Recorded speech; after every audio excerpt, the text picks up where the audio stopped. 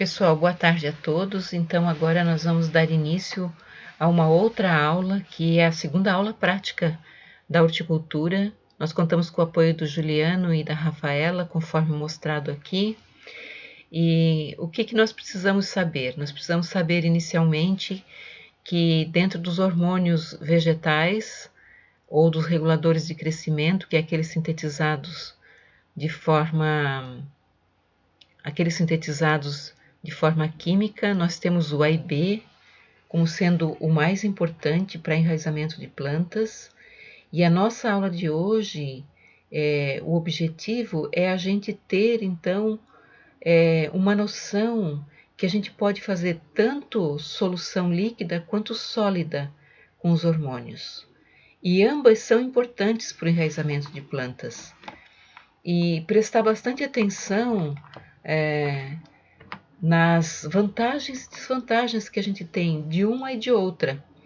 Então, o A e B, como a gente vinha falando anteriormente, e o ANA, são auxinas sintéticas. O que a gente tem de auxina natural é o ácido indol acético, então o A e A. Eles podem ser amplamente utilizados na propagação de plantas, tá? E principalmente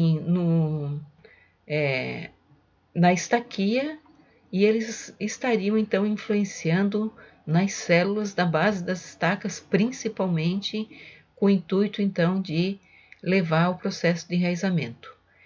Existe um efeito benéfico por parte dos hormônios, como a gente já comentou anteriormente também, mas ele pode ser prejudicial. Então, até uma determinada quantidade, numa determinada planta, tem efeito positivo. E depois dessa quantidade, passa a ter, então, um caráter inibitório da formação de raízes ou ainda a formação de outras estruturas ou de amontoado de células, como o calo. Então, o A e B é mais utilizado. O A e B é importante porque em pó, no caso, porque ele é fácil aplicação, estabilidade, mão de obra e menor risco de contaminação. E aí nós temos aqui um trabalho já meio antigo, mas que é interessante. A aplicação do A e B via líquida é geralmente mais efetiva do que a aplicação em pó. Mas em pó também pode representar ou apresentar ou pode conceder às plantas a resultados mais uniformes.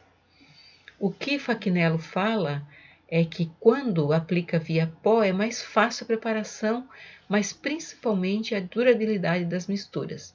Então, além disso, o uso do AIB vinculado em talco, mesmo em concentrações maiores, é mais seguro, por não provocar morte da estaca, porque ele vai disponibilizando mais gradativamente o hormônio e aí apresenta um menor custo e também praticidade. Aqui a gente tem alguns exemplos daquilo que a gente tem no mercado, que vocês podem dar uma olhada, né? E no caso aqui tem um exemplo de Salvador, de 2014, que utilizou estacas em diferentes concentrações de A e B. Aqui no caso especial, utilizaram a espécie anona, esquamosa, e utilizando diferentes concentrações de A e B. E eles observaram que o A e B em pó, além da maior facilidade de aplicação, proporcionou mudas com maior formação de raízes em relação ao A e B líquido. Um outro trabalho feito por Alexandre e outros colaboradores em 2014, eles observaram que o A e B, quando estava em pó, proporcionou maior qualidade do sistema radicular. Então, olha só aqui, ó, o que eles observaram. Que em relação ao número de raízes, o sólido acabou permitindo maior formação de número de raízes, permitiu também uma maior massa seca de raiz. Então, o uso do pó como veículo para aplicação do A e B tem se mostrado bastante efetivo também em tibuchina seloviana, né? Na concentração de 3.000 ppm, levado pelo pesquisador Bertolini, né, em 2008. Então, como preparar esse hormônio, identificar os recipientes, isso é muito importante.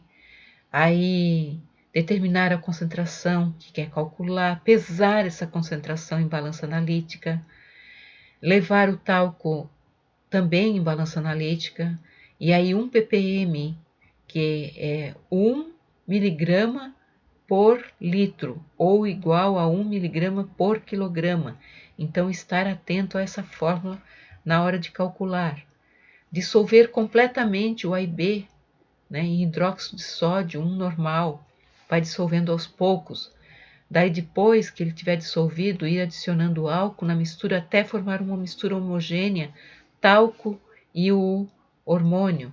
Deixar a mistura em local arejado e abrigo da luz. Lembre-se sempre que as auxinas são fotoinstáveis, então isso é muito importante. E por fim, então, eu deixo aqui para vocês um grupo de referências ou um elenco de referências que é importante para vocês compreenderem, ou buscarem, ou lerem, ou ser estímulos para a busca de próximas literaturas. Muito obrigada, e a gente finaliza aqui então e me coloco à disposição.